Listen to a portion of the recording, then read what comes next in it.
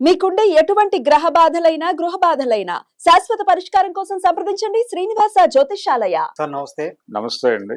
కూలీ వార్ 2 ఒకే రోజు వచ్చాయి. రెండు ఆటల టాక్ కూడా ఇంచుమించుగా రెండు ఒకేలాగా ఉన్నాయి. అయితే కలెక్షన్ చూసుకున్నట్లయితే ఫస్ట్ డే కూలీ ఎక్కువ కలెక్ట్ చేసింది. ఇప్పుడు సెకండ్ డే చూస్తే వార్ 2 పెరిగింది, కూలీ తగ్గింది అని రకరకాల వార్తలు వస్తున్నాయి. ఇంతకీ మీ అనాలిసిస్ ఏంటి? ఎందుకు తగ్గింది? ఇది ఎందుకు పెరిగింది? అంటే కంపారిటివ్‌గా 2 రోజుల కలెక్షన్స్ చూస్తే కూలీయే ఎక్కువ కలెక్ట్ చేసింది. హ్మ్. అయితే 118 అది. హ్మ్. ఇదేమో 108 కలెక్ట్ చేసింది 2 రోజుల మీద. హ్మ్. అయితే ఇక్కడ విశేషం ఏంటంటే అది 65తో మొదలైంది. హ్మ్. మొదలై అక్కడి నుంచి 53కి డ్రాప్ అయింది. హ్మ్. ఇదేమో 51 దగ్గర మొదలై 56కి పెరిగింది. హ్మ్. సో ఈ పెరుగుదల అనేది అదేమో తగ్గుదల అనేది. హ్మ్. కంపారిటివ్‌గా ఫస్ట్ డే కలెక్షన్సే హెవీగా వచ్చినాయి హ్మ్. దీంతో పోలిస్తే. ఓకే. ఆ హెవీ కలెక్షన్స్ మీద 2 రోజుల క్యాలిక్యులేషన్ ఎక్కువగా కనిపిస్తోంది హ్మ్. నంబర్.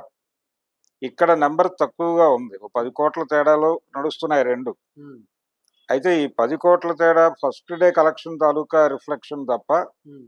సెకండ్ డే కంపారిటివ్‌గా దీంతో పోలిస్తే అది ఒకటో రెండో తగ్గింది. హ్మ్. ఏది కూలీ. హ్మ్. సో వార్ 2కి కొంచెం రైజ్ మొదలైనట్టుగా అనిపిస్తోంది మనకి. అవును. అంటే సీరియస్‌గా ఒక 4, 5 కోట్లు కలెక్షన్స్ పెరిగినాయి. హ్మ్. ఈ పెంపు అనేది ఇండియా వరకు వరకు. అవును. నెట్ కలెక్షన్స్ తాలూకా రిఫ్లెక్షన్. హ్మ్. ఇది ఈ పెరుగుదల అనేది కొనసాగుతుంది అని ఎన్టీఆర్ ఫ్యాన్స్ ఇప్పుడు హోప్‌తో ఉన్నారు. హ్మ్. వాళ్ళు అసలు ఇదే పెద్ద ఫిగర్ అనుకుంటున్నారు. హ్మ్.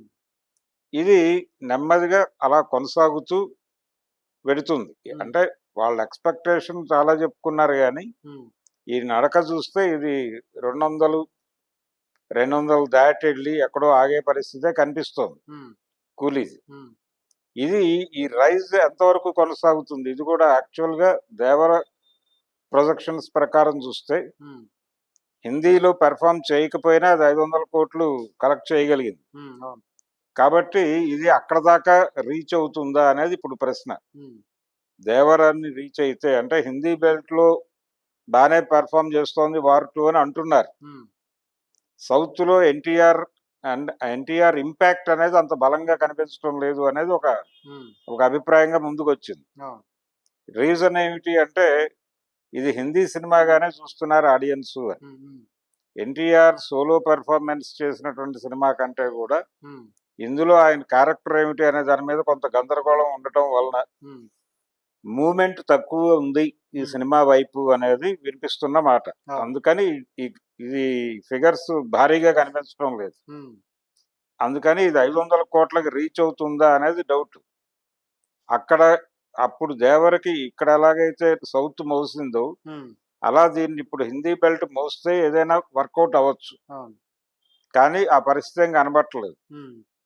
సో ఇది 500 ల్యాండ్ మార్క్‌ని చేరుతుందా హ్మ్. అనేది కూడా ఈ 3 రోజుల పరిస్థితి చూస్తే అనుమానమే. హ్మ్.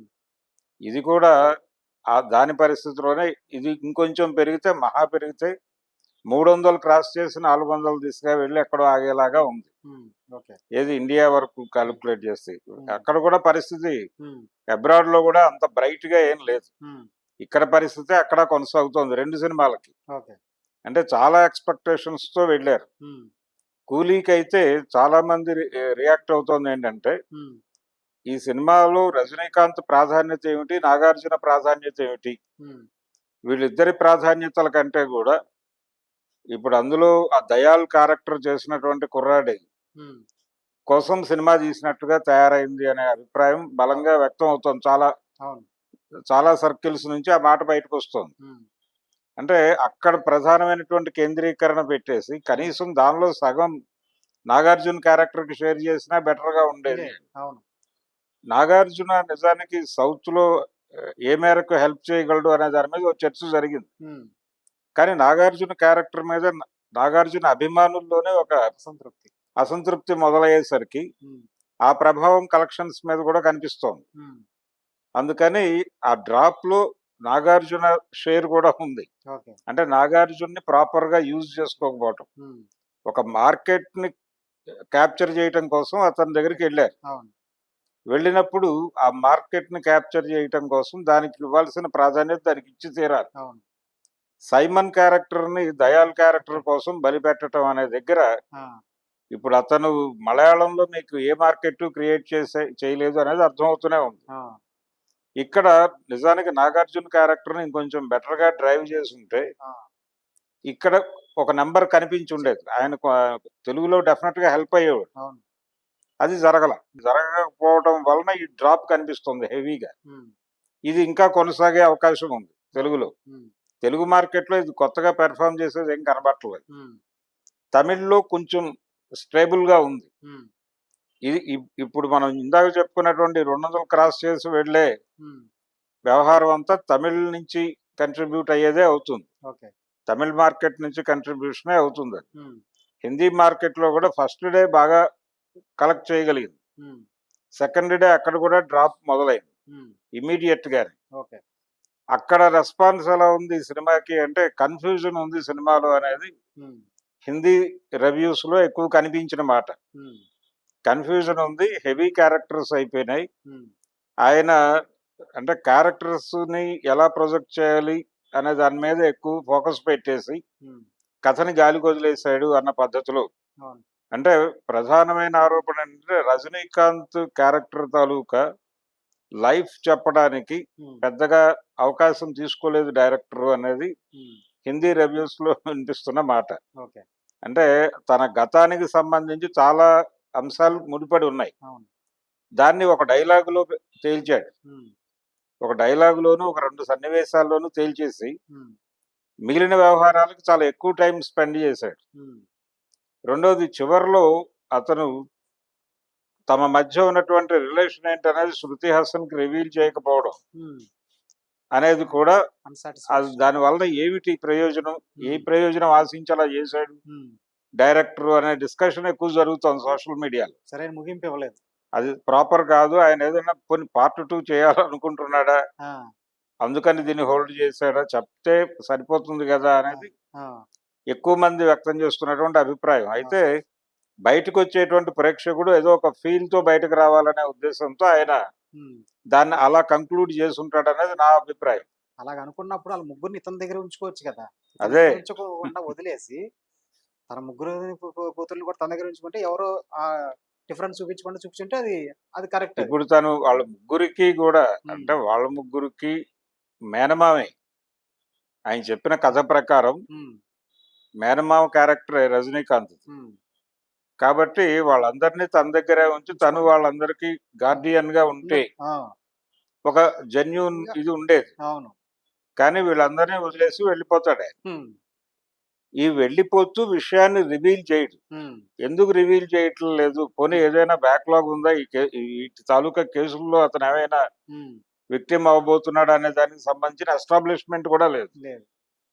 ఇది కేవలం శత్రు సంహారంగా మాత్రమే చూపించాడు తప్ప ఎక్కడ స్ట్రైట్ ఇన్వాల్వ్మెంట్ చూపించాల. ఉమ్, అదొక మిస్టేక్ కింద మాట్లాడుతున్నారు హిందీ రివ్యూ వాళ్ళు. ఉమ్, అందుకని ఇంత చర్చ జరుగుతున్న సందర్భంగా అది డౌన్ఫాల్ మొదలైపోయింది. ఉమ్, ఆ డౌన్ఫాల్ మొదలవటం నంబర్లలో కనిపిస్తోంది. ఉమ్, ఈ రైజ్ అనేది ఎక్కడి నుంచి జరుగుతోంది వార్కి అనేది ఇప్పుడు చర్చ.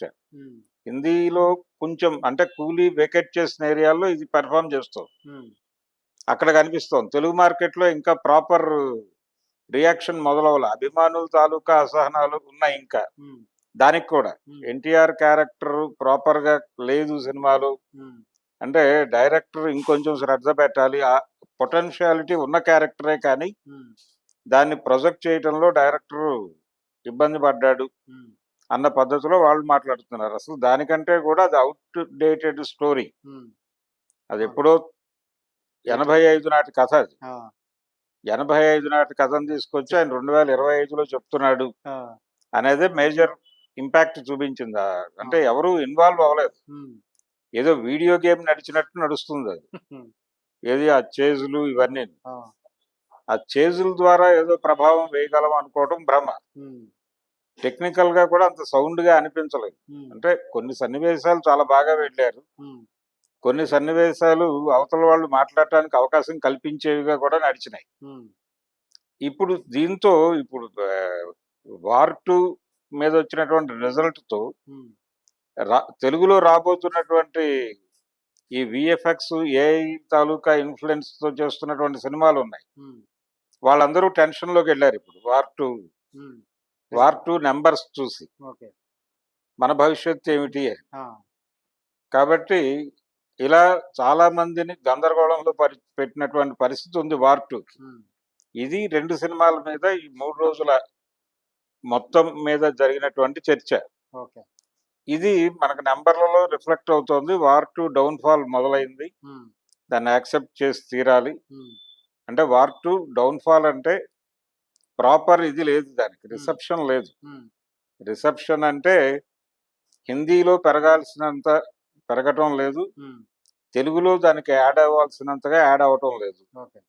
ఇది మనకి ఊరికనే అది వెకేట్ చేసింది కాబట్టి ఆ ఏరియాలో ఇది పెర్ఫామ్ చేస్తూ ఏదో నెంబర్ పెరిగింది, కానీ రేపు మండే నుంచి ఏమిటి పరిస్థితి అనేది అనుమానమే. ఇది కూడా అది అసలు మొదలు అయిపోయింది. డౌన్ కూలీ రోలింగ్ మొదలైంది.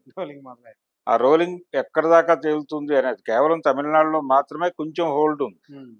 అది కూడా రేపటి నుంచి ఉంటుందా ఉండదా అనేది డౌటే.